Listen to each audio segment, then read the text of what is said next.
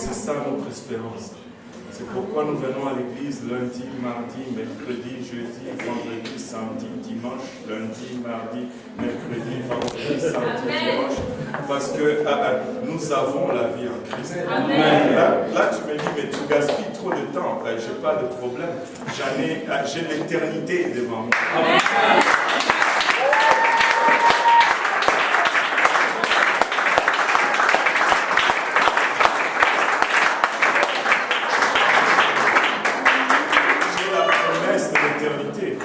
Qu'est-ce qu'un jour, qu'est-ce qu'une semaine? J'ai la promesse de l'éternité. Le temps n'est pas mon problème. Alléluia. Mon problème, c'est mon corps qui n'arrive pas à suivre au fond. Mais j'ai hâte à ce jour-là où la loi de la vie va triompher aussi de cette chair, où j'aurai ce corps glorifié. Et là, je pourrais venir sans problème lundi matin, lundi midi, lundi soir, mardi matin, mardi midi, mardi soir, mercredi matin, mercredi midi, mercredi soir, et ainsi de suite, jusqu'à ce que, à la fin, je serai toujours dans sa présence. Et je serai toujours dans sa présence. Je vais exhorter tout le monde vraiment à rechercher la loi de la vie. Et il y a beaucoup de choses que le diable va jeter dans notre chemin, beaucoup d'idées, beaucoup de fausses conceptions, mais qui ne produisent que la mort. Tout ce qui est pour vraiment satisfaire notre chair va produire la mort. Nous devons chercher d'abord à nourrir et à satisfaire notre esprit, parce que c'est là que se trouve la vie éternelle. Amen. On peut avoir plusieurs motivations, mais quand tu as Jésus, tu as tout. Amen. Quand tu as Jésus, tu as tout. Et tout. Tout. Quand tu as Jésus, tu as tout. Vous n'êtes pas tellement sûr de cela. Amen.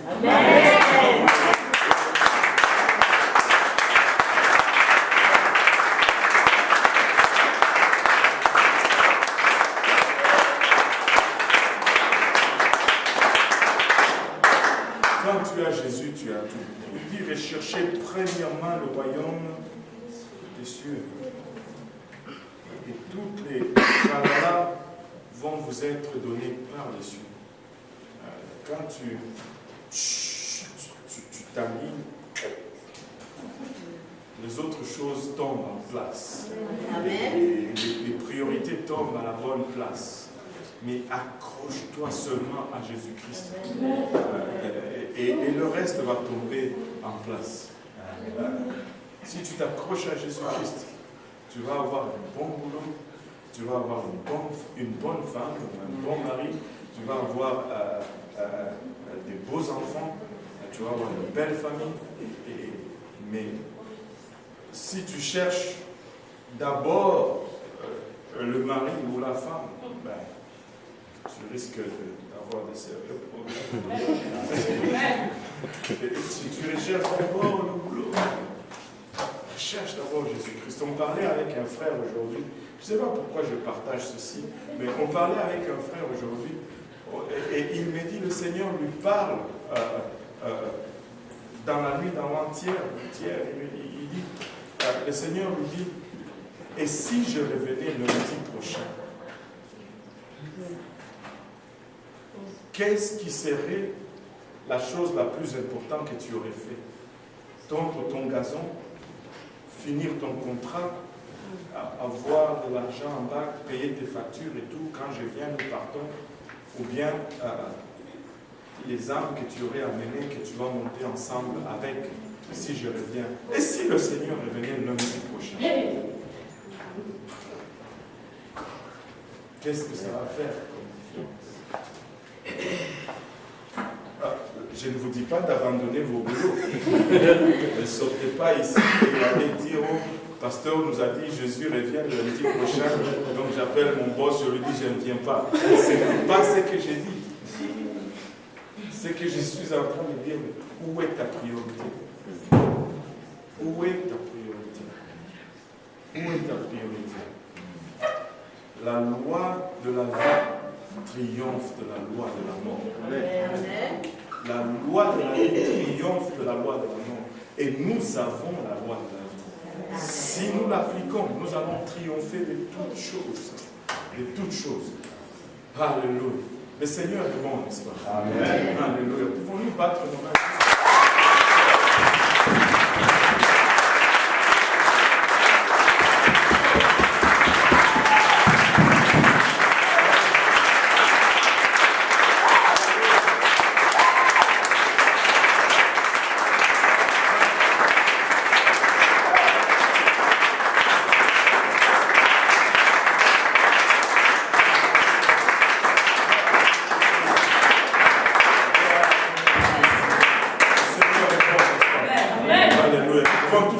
Dans sa présence, qui est au grand de gloire, tout le monde de retour, et nous rendons grâce à Dieu pour tout ce qu'il est en train de faire parmi nous. Nous avons eu une conférence extraordinaire.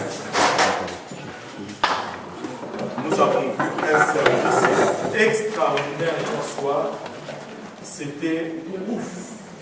On était dans les lieux célestes. Ceux qui pouvaient les voir les ont vus. Et quelqu'un me disait, pasteur, il y a tellement d'anges ici dans ces lieux que leur puissance me dépasse tout simplement. Je n'arrive même plus à endurer la présence angélique qui est en ces lieux. Tu sais, cette présence angélique est là à chaque fois que nous nous réunissons. Mais seulement nous sommes en train d'avancer dans une autre dimension où nous pouvons commencer à percevoir ces choses. Je rends grâce à Dieu pour ces anges qui sont là parmi nous aujourd'hui, n'est-ce pas?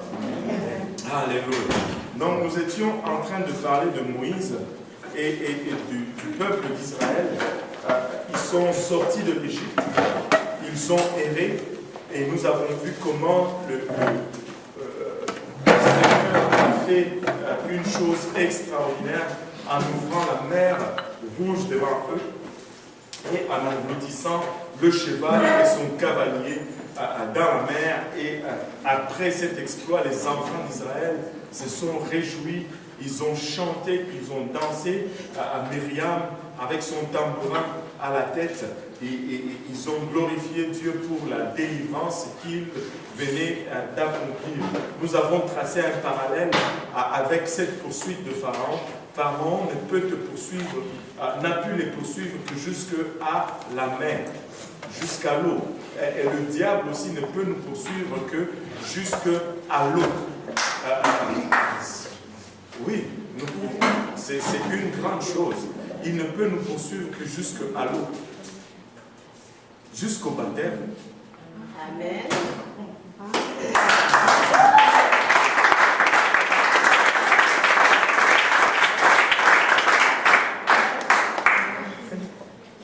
Il ne peut te poursuivre que jusqu'à l'eau. Et quand tu arrives à l'eau, il y a quelque chose qui se passe dans cette eau-là qui fait que tu es hors de portée. À moins que toi-même tu dis, ok, je veux retourner volontairement. Alléluia. Parce qu'avant de traverser cette eau, tu appartiens encore à l'Égypte. Mais quand tu traverses l'eau, tu n'appartiens plus à l'Égypte. Amen. Avant de traverser cette eau, tu étais dans une famille. Mais quand tu traverses cette eau, tu rentres dans une autre famille. Il n'a plus de droit sur toi. Amen. Tu as même changé de nom. Amen. Et c'est ce qui se passe. Ce changement de nom est... Oh, le beau nom de Jésus-Christ. Quand il rentre, il vient t'accuser avec les dossiers qu'il avait, il se rend très vite compte que on ne peut pas l'arrêter parce que ce n'est pas le même nom. Ce n'est pas le même nom. Ce n'est pas le même nom. Et c'est très important. Nous le faisons légalement. Tu sais, le type qui fouille là, les Américains, les États-Unis, blablabla, là il est en Russie et machin. Le jeune homme là, Snowden, voilà. Et vous savez, il était à Hong Kong. Il y a un traité d'extradition entre Hong Kong et les États-Unis. Et là, apparemment, les États-Unis ont envoyé les documents Mais les Chinois disent que dans le document, il y avait, c'est quoi son premier nom? En tout cas, il y a son nom au milieu n'était pas écrit correctement. Et pour cela, il ne pouvait pas l'arrêter, juste à cause de son nom. Il est sorti, il est allé en Russie. Parce qu'au lieu d'écrire Darada, Joseph, Snowden, ils ont écrit peut-être quelque chose, ils ont omis le nom du milieu. Et pour eux, ils disent, ben, on n'est plus sûr si c'est vraiment la même personne ou pas. Vous dites juste ça? Oui, juste ça. Mes enfants ont la double citoyenneté, canadienne et américaine. Maintenant, parce que leur maman est américaine. Quand on est allé à l'ambassade américaine pour prendre leur citoyenneté, ils ont regardé le certificat de citoyenneté de leur maman et ils ont regardé le certificat de mariage de la maman avec moi et ils ont dit, ah, il y a un problème, ce n'est pas la même personne. Je dis, hey, comment ça se fait? Je connais ma femme, là, c'est la même. Il dit non, parce que aux États-Unis, elle est connue comme Zabamwita Jolie Kakuji. Mais ici, sur le certificat de mariage, tu as Jolie comme prénom, et puis Zabamwita ne figure pas. Et comme nom de famille, c'est Kakuji. Et donc, ce n'est pas la même personne. C'est important, le nom. Amen. Je devais retourner au gouvernement du Québec, leur dire, écoutez, changez-moi cette affaire. Juste le prénom inversé, ce n'était plus la même personne. Quand tu traverses le Jourdain, bang, le nom est changé. Amen. Jesus. Amen. Jésus est arrivé. C'est pourquoi le diable ne peut pas traverser les autres. À moins que toi-même tu dis, ok, moi j'ai tellement aimé l'Égypte, je veux retourner en Égypte. Ok, correct. Ben, bon, c'est à risque et péril. Mais c'est vraiment ça. Extraordinaire. Donc, ils ont traversé la mer Rouge et de l'autre côté, ils sont allés après 3 mois de voyage. Ils se sont retrouvés au sommet, plutôt au pied du mont Sinaï. Et là, au pied du mont Sinaï, il s'est passé quelque chose. Au pied du mont Sinaï, c'est un moment très important et j'espère de tout cœur que la leçon que Israël nous a donnée au pied du mont Sinaï, que nous puissions tous la tirer. Parce qu'il y a une leçon très très importante qui s'est passée au pied du mont Sinaï. Ils sont arrivés là-bas, Dieu a appelé Moïse et il lui a donné des instructions. Dieu lui dit, va descendre, va dire au peuple de se sanctifier. Que tout le monde dise se sanctifier. Se sanctifier. Parce que je veux venir à leur rencontre. Tu ne peux pas rencontrer Dieu sans la sanctification. Amen. On peut débattre là-dessus, tu peux me détester comme tu veux là-dessus, mais tu ne peux pas rencontrer Dieu sans la sanctification. Sans la sanctification, tu meurs dans la présence de Dieu. Et là, c'était un spectacle grandiose si on en croit au dire du peuple d'Israël. On va aller dans Exode 19, on va lire un peu le premier verset, le tout premier verset. Au 3e mois. Oh boy. Après que les enfants d'Israël ouvert en ce jour-là, on les a.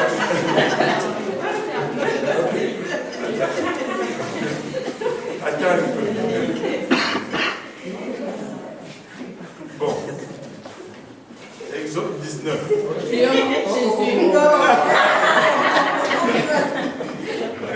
Au 3e mois, après que les enfants d'Israël furent sortis d'Égypte, ils vinrent en ce jour-là au désert de Sinaï. Étant partis des réfugiés, ils vinrent au désert de Sinaï et ils campèrent dans le désert. Et Israël campa là, vis-à-vis de la montagne. Et Moïse monta vers Dieu et l'Éternel appela de la montagne en disant, tu parleras ainsi à la maison de Jacob et tu déclareras ceci aux enfants d'Israël. Vous avez vu ce que j'ai fait aux Égyptiens et que je vous ai porté sur des ailes d'aigle et que je vous ai fait venir vers moi. Maintenant donc, si vous obéissez à ma voix et si vous gardez mon alliance, vous serez aussi d'entre tous les peuples mon plus précieux joyeux, car toute la terre est à moi. Et vous me serez un royaume de sacrificateurs et une nation sainte. Voilà les paroles que tu diras aux enfants d'Israël. Pause un peu là. Il dit, vous serez pour moi un royaume de sacrificateurs. Dieu voulait que tout Israël soit des sacrificateurs. Pas seulement les descendants d'Aaron, les Lévites. Tout Israël devait être un royaume de sacrificateurs. Et il dit, et une nation sainte. Ouh, regardez, on va sauter un peu, question de temps, verset 10. Et l'Éternel dit à Moïse, va vers le peuple, sanctifie-les, excusez-moi, sanctifie-les aujourd'hui et demain, et qu'ils lavent leurs vêtements, qu'ils soient prêts pour le 3e jour, car le 3e jour, l'Éternel descendra aux yeux de tout le peuple sur la montagne du Sinaï. Voilà, Dieu dit que le peuple... Je vais aller au bureau.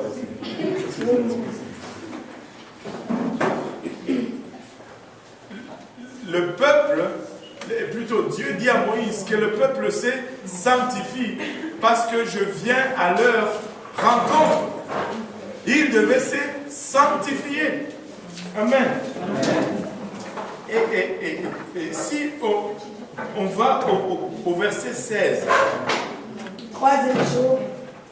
Au matin, il y eut des tonnerres et des éclairs et une grosse nuée sur la montagne avec un très fort son de corps dont tout le peuple dans le camp fut effrayé. Waouh!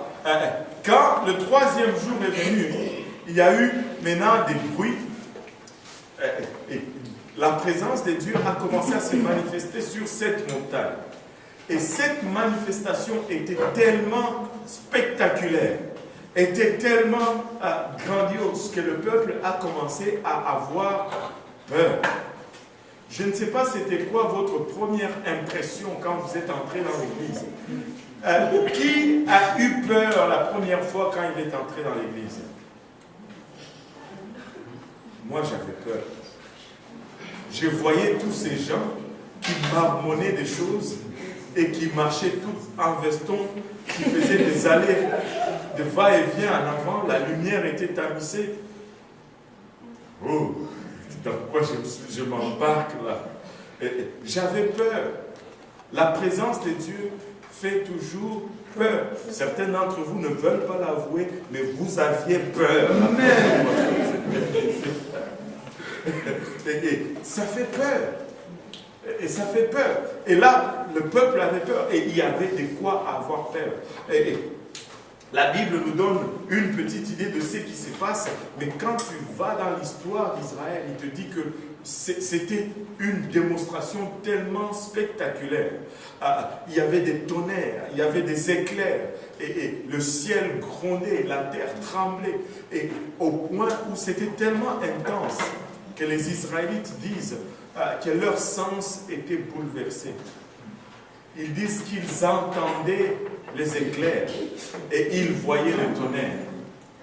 Leur sens était bouleversé. Et quand on entre dans la présence de Dieu, on perd les sens que nous avons. Et ils avaient peur. Et là, la présence de Dieu est descendue sur cette montagne, littéralement, la montagne était en fumée. Et même si vous allez le voir aujourd'hui, le sommet de cette montagne garde encore les marques de cette présence glorieuse de Dieu là-dessus, parce qu'elle est calcinée. Elle est calcinée. Je ne sais pas qui ont regardé cette vidéo sur YouTube, où il te retrace vraiment le chemin que Moïse a dû prendre, par où il a traversé Red Sea Crossing. Va regarder Red Sea Crossing sur YouTube c'est extraordinaire, c'est une vingtaine de minutes. Ils te disent même quand tu vas au pied de cette montagne, le mont Sinaï, c'est encerclé. On ne veut pas que les gens aillent le voir. Parce que ça va prouver la Bible. Surtout que ça se retrouve dans l'actuelle Arabie Saoudite. Vous comprenez pourquoi? La place où les peuples ont traversé, Salomon avait érigé une colonne là-dessus qui est encore là, avec des inscriptions extraordinaires.